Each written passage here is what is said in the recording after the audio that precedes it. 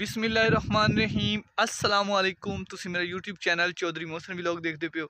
अज दा मेरा बहुत ही मज़ेदार तुहानू जिस तरह नज़र आ रहा है कि सुबह सुबह सर्दी बहुत ज़्यादा वा, तो मैं सोचा कि अज अपने दोस्तों अज अपने खेतों का विजिट भी करवाना, तो अपने खेतों के जिहड़ियां लगियां हुई तमाम सब्जियां लगियां हुई उन्होंने भी तुहानू मैं दिखाना वा।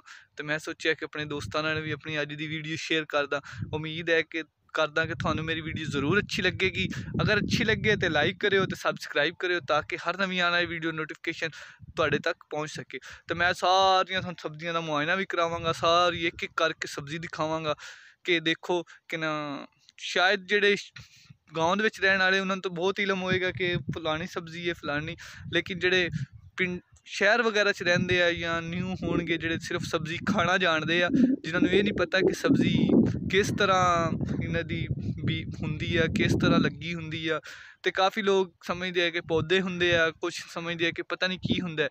तो मैं क्या चलो अज अपनी वाइटी के दोस्तों अपने सारे तमाम देखने वालों दिखाना वा कि किस तरह फसल हुंदी है, मूलियाँ किस तरह होंदियां, शलजम किस तरह होंगे आ, पालक किस तरह होंदी आ, उस तो हट के जेडे फली वाले मटर होंगे आ वो किस तरह होंगे आ। तो सारियां पूरी मतलब गाजर किस तरह होंदी है, तो किस किन्नी मुश्किल दे नाल किन्नी दिक्कत किन्नी मुशक्कत दे नाल ये लगाई जाती है। तो फिर उन्होंने कटाई की जाती, पटाई करके फिर उन्होंने धोया जाता, धो के फिर ये मार्केट च आती है कि किन्नी ज़्यादा मुश्किलात तो बाद ये सब्जी साढ़े तक पहुँचती है। अज तुहानू मैं सारा मुआयना करावांगा इंशाअल्लाह, तुसी भी देख के ज़रूर तुहानू भी अच्छा लगेगा। अगर अच्छा लगे तो शेयर करना ना भुल्लियो। मैं उम्मीद करना सारे दोस्त मैनू ज़रूर सपोर्ट करेंगे, तुहाड़ी सपोर्ट करने का बेहद शुक्रिया।